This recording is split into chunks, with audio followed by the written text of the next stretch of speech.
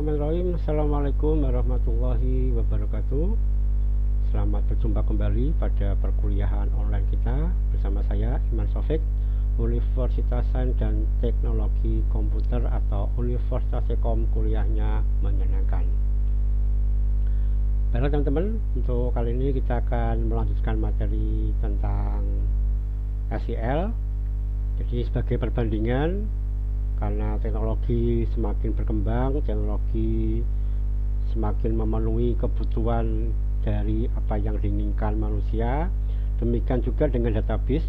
Database pun juga berkembang. Kalau sebelum ini kita membahas mengenai database dan mengelolanya dengan menggunakan perintah-perintah SEL. Nah, sekarang trennya juga ada penggunaan yang namanya database NoSQL atau NoSQL. Nah, apa database NoSQL ini? Mari kita bisa bahas bersama-sama untuk database NoSQL ini dan seperti apa perkembangannya sebagai pembanding ataupun tambahan materi dari database server ataupun bahasa query. Kita awali dulu dari pengertian. Database NoSQL adalah jenis database yang dirancang untuk menyimpan, mengelola, dan mengakses data yang tidak menggunakan model relasional tradisional. Jadi kalau yang sebelumnya kita mengenal SQL itu adalah jenis database RDBMS, Relational Database Management System, di mana data saling terrelasi satu dengan yang lain. Ternyata perkembangan teknologi, perkembangan data itu membutuhkan selain relasional. Nah, dari sinilah kemudian muncul database NoSQL. NoSQL sendiri singkatan dari Not Only SQL. Jadi bukan berarti tidak menggunakan SQL sama sekali ya, tetapi lebih ke Not Only SQL. Ada yang lain selain SQL. Jadi perintah SQL masih berjalan, masih difungsikan, tetapi juga ada fungsi-fungsi lain yang nanti akan dipakai untuk menjembatani atau mengelola database karena perkembangan teknologi, misalnya volume, kecepatan, dan seterusnya. Jadi database ini dapat bekerja tanpa menggunakan struktur tabel seperti halnya database relasional. Sehingga manakala nanti kita akan membuat, memang ada sedikit tantangan karena persepsi konsepnya berbeda dengan database yang selama ini kita sering bahas atau sering kita gunakan. Nah, database NoSQL ini menggunakan berbagai model seperti dokumen, key value, graph, dan atau kolom misalnya.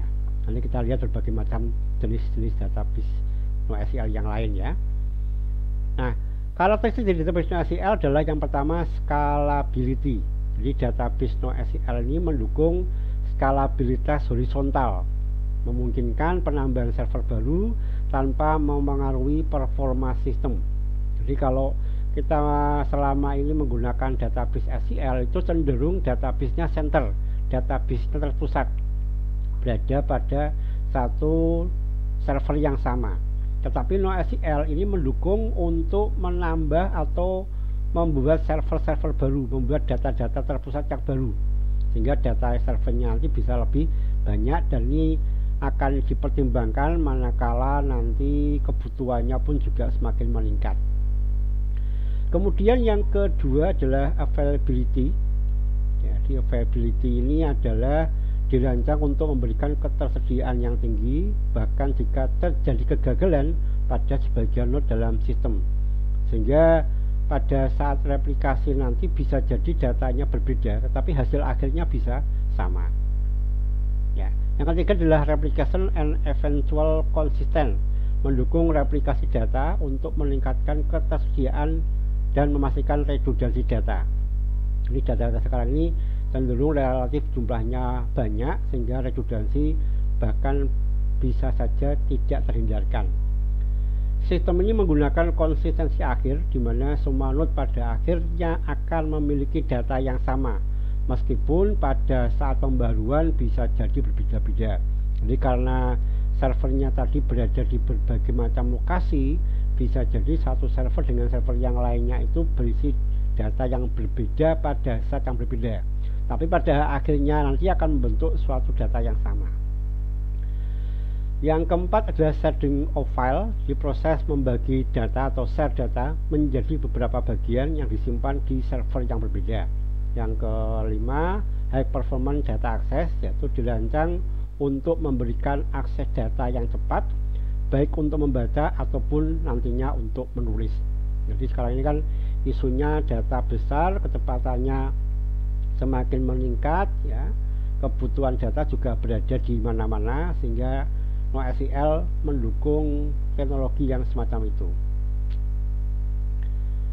Oke, kita mungkin agak di ke belakang, kapan munculnya konsep database NoSQL ini.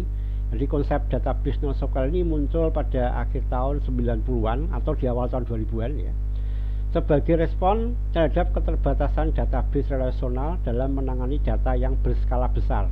Nah, saat ini kan muncul perkembangan booming, ya, booming pemakaian web, pemakaian internet, di mana muncul berbagai macam aplikasi yang nantinya menggunakan cloud computing, menggunakan teknologi jaringan, sehingga data-data yang dibutuhkan pun juga semakin besar. Semakin besar data yang ada pada sebuah database yang berbasis SQL, ini akan membatasi proses pengambilan datanya.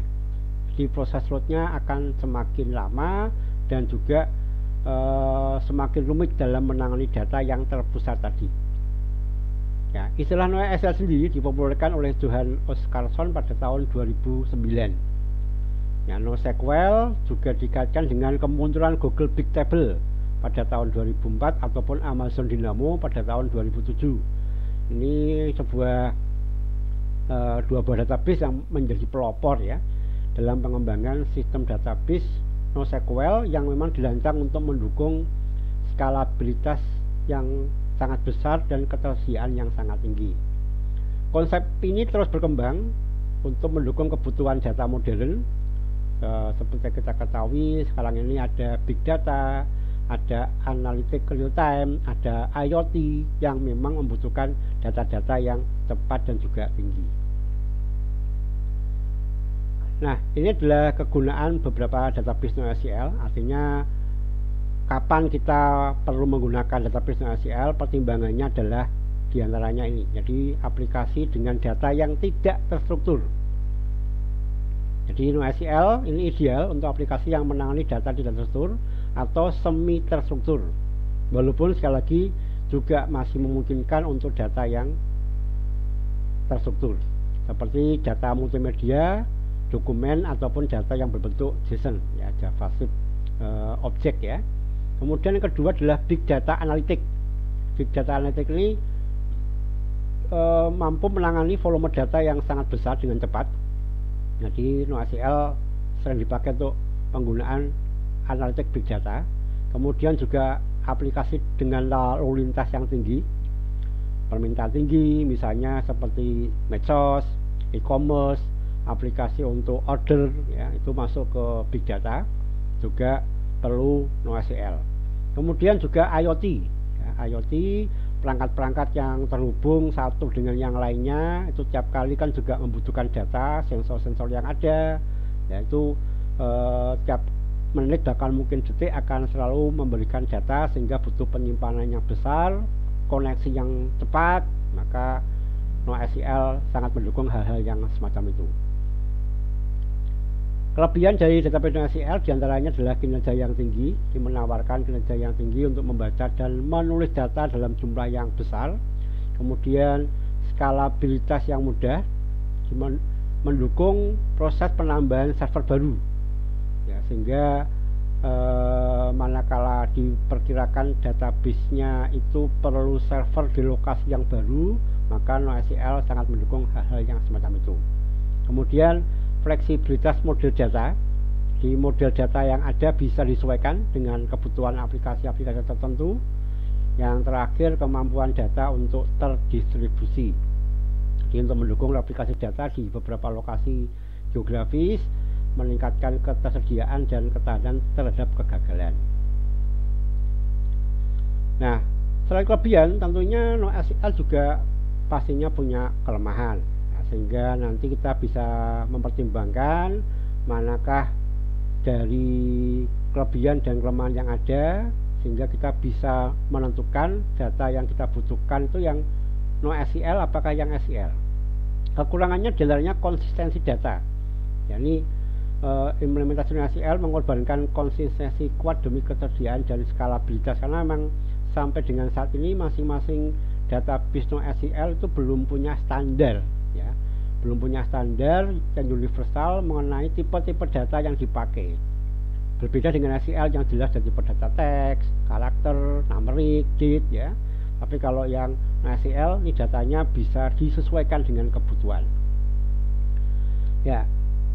Oke, kemudian kurangnya standar ini, jadi kalau migrasi dari satu database ke database yang lainnya dimungkinkan, tetapi butuh kesesuaian, ya, supaya nanti bisa dipakai untuk database yang berikutnya. Kemudian kurangnya fitur lengkap untuk query, jadi tidak mendukung fitur query yang kompleks, ya. Jadi pada saat kita membutuhkan perintah-perintah query di SQL terutama, itu terkadang perintahnya tidak bisa berjalan sebagaimana mestinya. Nah, ini adalah tipe database NoSQL, ada key value store, ada document store, column family, dan graph database. Key value itu punya kelebihan cepat dan sederhana, tetapi tidak mendukung query yang kompleks. Contohnya adalah database Redis dan Riak. Kemudian yang dokumen yang paling banyak dipakai, ya, itu ada JSON, ada BSON, ada XML yang banyak dipakai di pemrograman perangkat bergerak ataupun mobile. Ini kelebihannya fleksibel, query-nya juga fleksibel. Kemudian kelemahannya adalah kinerja menurun pada dokumen-dokumen yang besar atau kompleks. Contohnya MongoDB dan Codebase. Ini perlu diketahui, MongoDB ini adalah database yang paling populer untuk penggunaan database NoSQL. Kemudian kolom family, sesuai dengan namanya, nanti ada kolom dan baris. Ini biasanya digunakan untuk analitik big data, ya, ini sangat efisien, tapi kurang fleksibel untuk query ad hoc. Contohnya ada Cassandra dan XBase. Dan berikutnya ada juga jenis database NoSQL yang berbasis graph database. Jadi sesuai namanya, ini berbasis grafis, ya, jadi lebih banyak menyimpan data-data yang berbentuk visual lah begitu. Jadi tentunya kekurangannya tidak optimal untuk data yang non graph. Contohnya ada Amazon, Neptune, dan Neo4j. Nah, ini adalah contoh-contoh database yang berbasis NoSQL. Ini ada MongoDB, ada Cassandra, ada Apache HBase, Amazon DynamoDB, ini yang awal-awal dipakai oleh pelopor, ya, pelopor database NoSQL. Ada Neo4j, RavenDB, CouchDB, Redis, Hypertable, OrientDB, dan masih banyak lagi yang lainnya. Tapi perlu teman-teman ketahui, di dunia ini mungkin hampir 90% masih menggunakan SQL, ya. Hanya 10% ada perusahaan-perusahaan yang besar-besar saja yang memungkinkan atau menggunakan alternatif menggunakan database NoSQL, dan mereka di dalamnya pun masih menggunakan yang berbasis SQL, ya. Jadi dua-duanya jalan, ada SQL, ada NoSQL, di mana yang SQL biasanya dipakai untuk data-data yang lebih terstruktur, sedangkan yang NoSQL sesuai dengan yang sekarang lagi populer, misalnya seperti pemanfaatan Mesos dan sebagainya, mereka menggunakan database NoSQL sebagai penyimpanannya. Oke, ini perbandingan, ya, perbandingan antara SQL dan NoSQL. Kalau yang SQL dari model data, ini relasional, bentuknya tabel. Kalau yang NoSQL ini non relasional, bentuknya nanti bisa dokumen, key value, graph, ataupun kolom. Kemudian secara perkembangan atau skalabilitas, SQL itu sifatnya vertikal, jadi menambah data yang semakin banyak ke bawah, gitu, ya, rekod-rekod. Sedangkan kalau yang NoSQL itu perkembangannya manakala mempertimbangkan proses yang horizontal, menambah lebih banyak server, ya, jadi misalnya nambah tipe data, ini disimpan ke server yang mana misalnya. Kemudian skema, ini skema cetak, ya, jadi jarang SQL itu berubah dalam jangka panjang. Tapi kalau yang NoSQL ini fleksibel, bisa bahkan mungkin tanpa skema. Pokoknya sekarang butuhnya apa, buat, bisa berubah, sesuaikan gitu ya. Kemudian konsistensi, ini konsistensinya kuat. Sedangkan kalau yang NoSQL ini ya tergantung kebutuhan tadi. Datanya SQL terstruktur, sedangkan yang NoSQL tidak terstruktur atau semi terstruktur. Bahasanya pakai SQL ya, select, insert, update. Sedangkan yang NoSQL ini beragam, tergantung kita sedang mempelajari program yang mana. Makanya belum ada standar khusus mengenai NoSQL. Jadi kalau kita belajar Mongo, kemudian belajar Redis, nanti bahasa pengambilan datanya sudah berbeda lagi. Kegunaan ini untuk transaksi harian, ini untuk analitik big data, untuk database yang sifatnya real time, IoT, yaitu pakainya yang NoSQL. Kinerja baik untuk transaksi kompleks. Kemudian yang ini untuk yang tidak terstruktur, replikasi menggunakan replikasi master slave. Kalau ini menggunakan master slave dan sharding, ya di share ke beberapa server ya. Kemudian untuk komunitas, nah ini karena SQL sudah lama memang, jadi banyak komunitas yang mendukung, sehingga manakala kita ada masalah dengan perintah SQL itu lebih terjamin untuk mendapatkan solusi atau jawaban. Sedangkan kalau pakai NoSQL, karena ini relatif baru sehingga standarnya masih variasi, perlu masuk ke komunitas-komunitas yang berbeda-beda. Nah, ini contoh perusahaan-perusahaan besar yang sudah menggunakan database NoSQL. Ada Amazon, Google, Facebook, Twitter, Netflix, ya, LinkedIn, Adobe, Spotify, eBay, PayPal, Pinterest, Alibaba, Dropbox. Di raksasa-raksasa dunia itu juga sudah menggunakan NoSQL ya. Pantas saja ya, karena memang transaksi yang di tempat mereka ini kan gede-gede. Facebook berapa coba misalnya, atau Google ini tiap detik ya, bahkan mungkin sepersekian detik mendapatkan data baru untuk disimpan ya. Mereka perlu menggunakan database khusus. Nah, tapi yang digunakan Google namanya Big Table, Amazon pakai DynamoDB, Facebook ini pakai Cassandra. Dan rata-rata untuk database NoSQL itu open source teman-teman. Jadi open source. Jadi kita bisa menggunakan tanpa perlu berbayar, gitu ya. Nah, ini kegunaannya Amazon itu untuk mendukung operasional e-commerce, Google untuk pencarian, Gmail, Google Analytics ya, ini menggunakan Big Table. Facebook itu menggunakan Cassandra, digunakan untuk menangani data akun pengguna, notifikasi, log ya. Twitter ini untuk case real time, untuk menyimpan tweet dan log aktivitas dari akun-akun yang ada di Twitter tadi atau X ya sekarang namanya. Netflix ini untuk mengelola data pengguna, rekomendasi konten ya, jadi konten apa saja yang sesuai dengan usernya. Kemudian LinkedIn ini menggunakan for the mode dan code space ini untuk feed aktivitas dan rekomendasi. Jadi rata-rata digunakan juga untuk AI ya, artificial intelligence juga ya. Adobe ini untuk layanan cloud ya, kemudian Spotify untuk pencarian rekomendasi musik, kemudian lagu secara cepat, MongoDB di eBay digunakan untuk mengelola katalog, pencarian dan personalisasi pengguna, PayPal ini pembayaran ya pakai Codebase dan MongoDB, Pinterest pakai HBase ya, ini untuk mendata pin data visual ya, jadi kan Pinterest kan isinya gambar sama video ya. Nah, ini dipakai untuk mengelola data tadi. Table Store dari Alibaba, raksasa e-commerce di Cina, ini untuk menangani transaksi e-commerce-nya mereka. Dropbox ya, untuk metadata, sinkronisasi data antara perangkat pengguna. Jadi cukup banyak ya perusahaan-perusahaan dunia yang menggunakan NoSQL. Nah, sekarang pertanyaannya, kapan sih kita harus bermigrasi pakai NoSQL? Jadi perlu teman-teman ketahui seperti yang tadi saya sampaikan, secara garis besar di dunia ini masih 90% menggunakan SQL ya, menggunakan SQL. Jadi kalau kita bicara mengenai aplikasi-aplikasi apalagi untuk perusahaan skala menengah ke bawah, home industry, ya, lokal, itu masih SQL yang digunakan.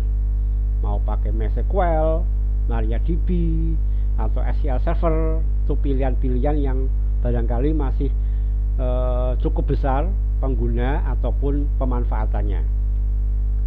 Sedangkan untuk yang NoSQL ini manakala volume data yang besar, jadi memang data yang dipakai itu tiap waktu bertambah terus dan sifatnya real time, ya otomatis, ya bukan karena dipakai pengguna. Nah ini perlu dipikirkan untuk berpindah pakai data yang NoSQL, apakah pakai Redis, apakah pakai Mongo atau yang lainnya.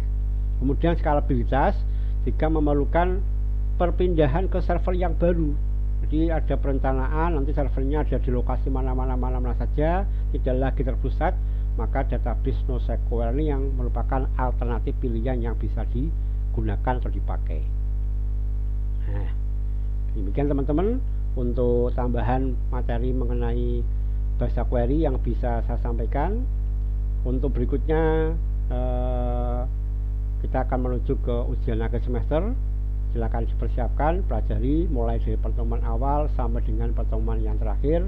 Semoga mendapatkan nilai yang maksimal dan semoga masih diberi umur panjang sehingga kita bisa ketemu lagi pada semester yang akan datang. Terima kasih, saya akhiri. Assalamualaikum warahmatullahi wabarakatuh. Jangan lupa like